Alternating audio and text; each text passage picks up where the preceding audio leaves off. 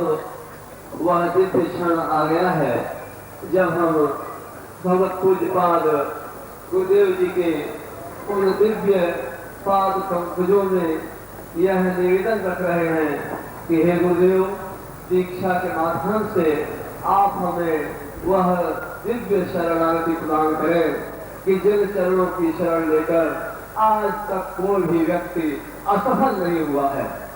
परमहंस स्वामी निखिलेश्वरानंद जी महाराज परम पूज्य गुरुदेव जब यहाँ विराजमान है, उनकी हमेशा से यह प्रख्यात रहे हैं, ख्याति रही है कि उनके चरणों से जुड़ना ही सफलता की पूर्ण गारंटी है। इसलिए सिद्धाश्रम के वे श्रेष्ठ योगी भी, जिनकी आयु कई सहस्त्र वर्ष कही जाती है और वे साधनाओं के उच्च धरातल पर स्थित होते हैं, वे भी इन दिव्य चरणों की ललक के साथ प्रतीक्षा करते रहते हैं। भीगे हुए नैनों की भाषा को समझ के हमें शरणागति प्रदान करें। बड़े पर गुरुदेव की, गुरुदेव की, माता जी की, छोटे गुरुदेव की, संसाधक परिवार की।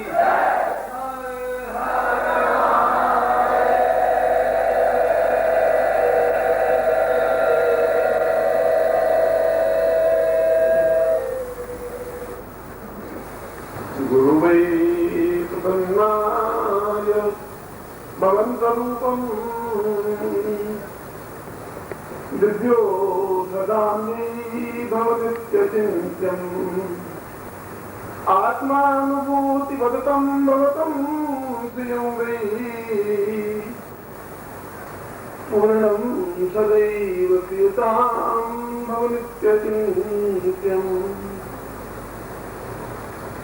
गुरु पूर्णिमा के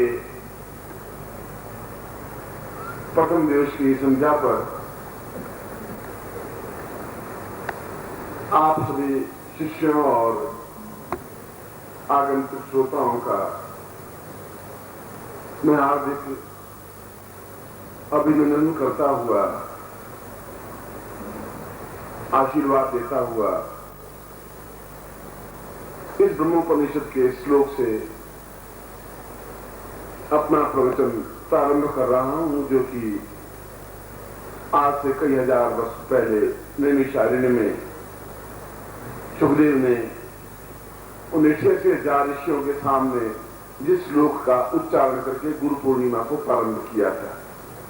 जहां उज्जैन में सांदीपन आश्रम में भगवान श्री कृष्ण के सामने इसी श्लोक को प्रारंभ करके गुरु पूर्णिमा का महोत्सव प्रारंभ किया था। और जहां पर वशिष्ठ ने भी उस त्रेता युग में इसी ब्रह्मोपनिषद के माध्यम से राम को समझाने का प्रयत्न किया था कि इस श्लोक का अर्थ, महत्व पूरे वेदों और पुराणों उपनिषदों का निचोड़ है।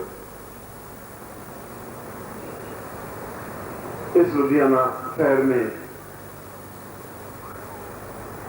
अभी में एक कीर्तन, दंडे स्वामी कीर्तन समारोह मंदिर है, जहां कीर्तन होता रहता है, वहां आमंत्रित किया गया था। इसलिए आने में थोड़ा सा विलंब हुआ। और पंजाब की धरती पर पहली बार इस प्रकार का शिविर आयोजित हो रहा है। पिछले 5000 वर्षों में पहली बार इस प्रकार का शिविर आयोजित हो रहा है। पहली बार इस धरती का भी अपने आप में एक महत्व है। जहां युद्ध है वहां शांति है, जहां भय है वहां निर्भयता है, जहां ज्ञान है वहां गुरु है। और यहां पर तो अपने जीवन के आराध्य को भी गुरु ही मान लिया, गुरु ग्रंथ साहब। इस धरती में तो गुरु को सर्वोच्चता दी है। अन्य प्रांतों में और अन्य देशों में तो रामायण को महत्व दिया है, महाभारत को महत्व दिया है, गीता को महत्व दिया है, पुराणों और वेदों को महत्व दिया है, मगर यहाँ तो गुरु ग्रंथ साहब को ही महत्व दे दिया, गुरु को ही महत्व दे दिया। ये बता दिया कि जीवन का रोम रोम आराध्य केवल गुरु ही होता है। इसलिए मैं इस श्लोक के माध्यम से इस प्रवचन को इसलिए प्रारंभ कर रहा हूं कि सुबह मैंने अपने प्रवचन में समझाया था कि एक कहना सुनना एक अलग तथ्य है। मैंने एक बात कही राम के चरित्र के बारे में, मैंने एक बात कही कृष्ण के चरित्र के बारे में, मैंने एक बात कही बुद्ध या महावीर के चरित्र के बारे में या महापुरुषों के बारे में। एक बात कही, मगर मैंने ऐसा भी कहा कि एक बार मैंने आपको बताया कि नदी में तैरना चाहिए, तैरने से ही नदी पार हो पाएगी, क्योंकि बीच में भंवर है और बौंडर है, तूफान है, पानी उछाल खा रहा है, 20 फुट की लहरें हैं। समस्या आज की यह है कि इस लहरों से कैसे पार पाया जाए। त्रेता युग की समस्याएं त्रेता युग के साथ समाप्त हो गई, द्वापर युग की समस्याएं द्वापर युग के साथ समाप्त हो गई। बुद्ध के समय की समस्याएं कुछ और थी, महावीर के समय की समस्याएं कुछ और थी, शंकराचार्य के समय की समस्याएं कुछ और थी, आज की समस्या कुछ और है।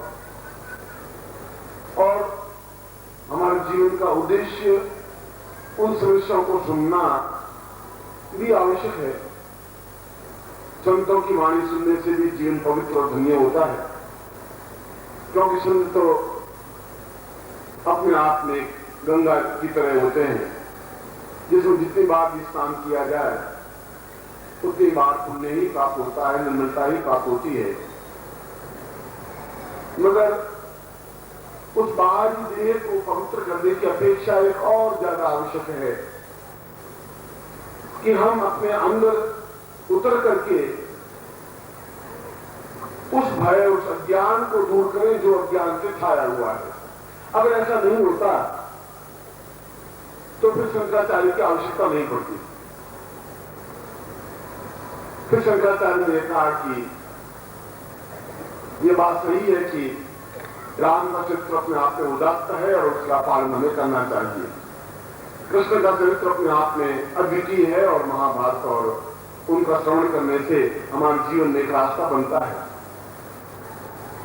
मगर समस्या तो यह है कि मैं नदी में उतर गया हूं और उस नदी में लहरें, बहुत तूफान उठ रहा है, इस नदी को पार करना है। कौन पार लगाएगा, कैसे पार लगाएगा, इसके लिए मुझे कौन सलाह देगा, किस प्रकार से उतर सकते हैं, कौन से तरीके से मैं अपने जीवन को पवित्रता की ओर उठा सकता हूं, वो कौन सा तरीका है, वो कौन सा रास्ता है, कौन सा माध्यम है। क्योंकि हमारा जीवन अपने आप में एक अत्यंत लघु ब्रह्मांड के देखा जाए तो बहुत छोटा सा जीवन है। जीवन का अपने आप में छोटा सा भाग है।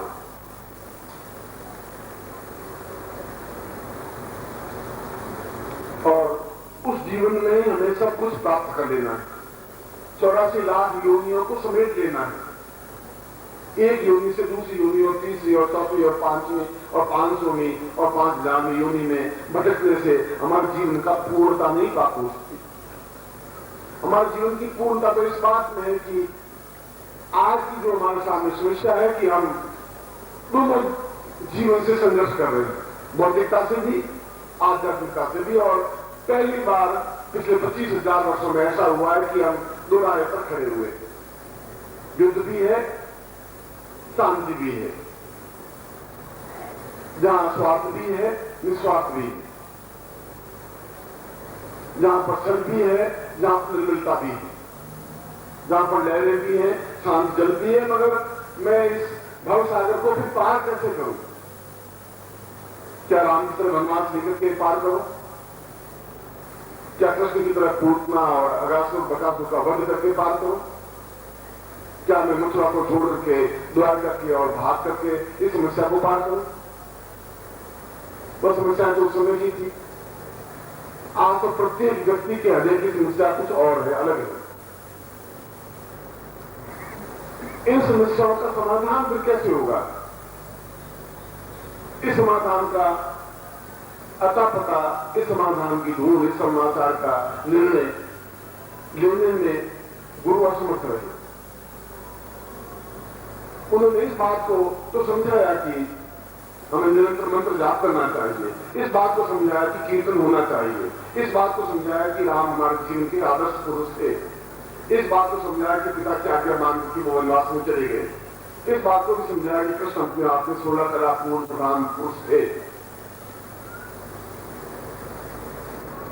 मगर नानक ने तो अपने जीवन में एक अद्भुत बात कही। उन्होंने कहा है कि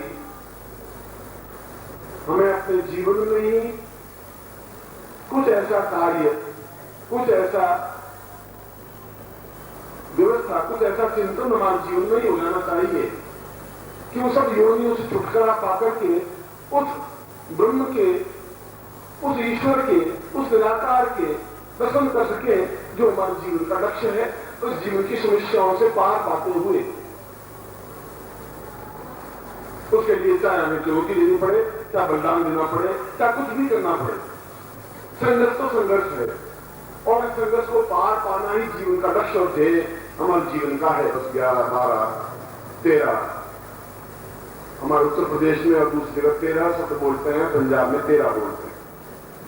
और उसने फिर दरी डाली 13, फिर और दरी डाल दी 13, फिर और तराजू तोड़ के नाम ले दिया 13, 40वीं बार भी दिया तो 13। उसने कहा कि मेरा तो कुछ है ही नहीं, जो कुछ है 13 है, मैं तुमको दे रहा हूं।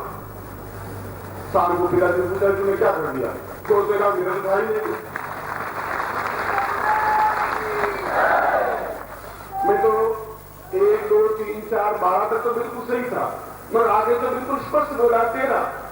मैं 13 पे अटक गया और बराबर 13 देता रहा। मैं 13, उसके बाद में मुझे कोई शिक्षा की जरूरत थी नहीं, जो दिया वो दिया, 13 है वो 13 है, उसको दे दिया।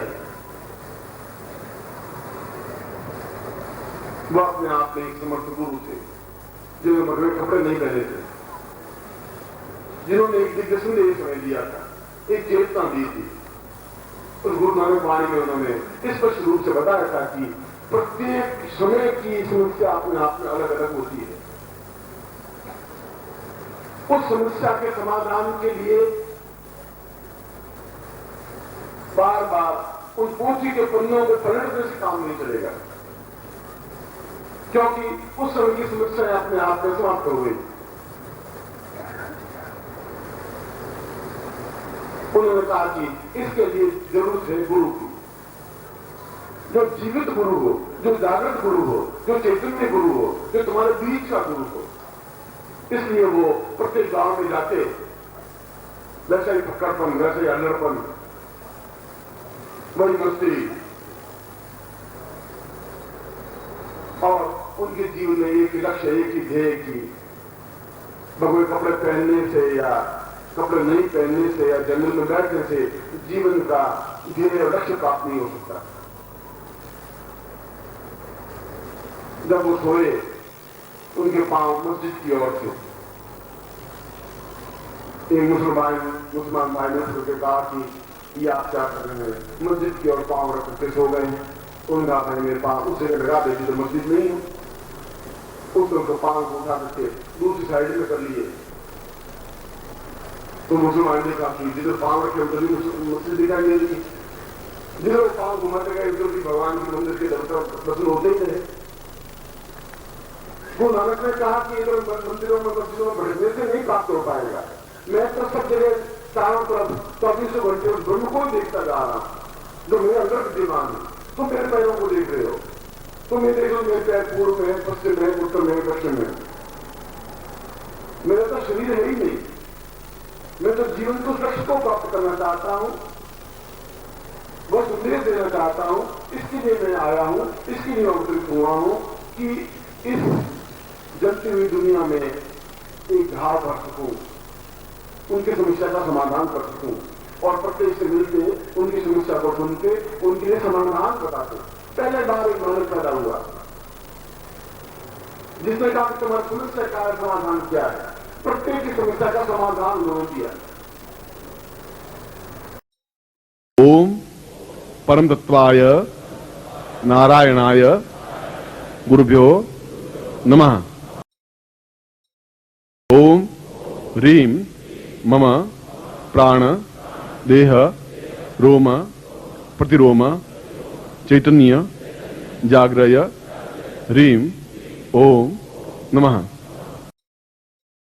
ओम भूर्भुवः स्वः तत्सवितुर्वरेण्यं भर्गो देवस्य धीमहि धियो यो नः प्रचोदयात्।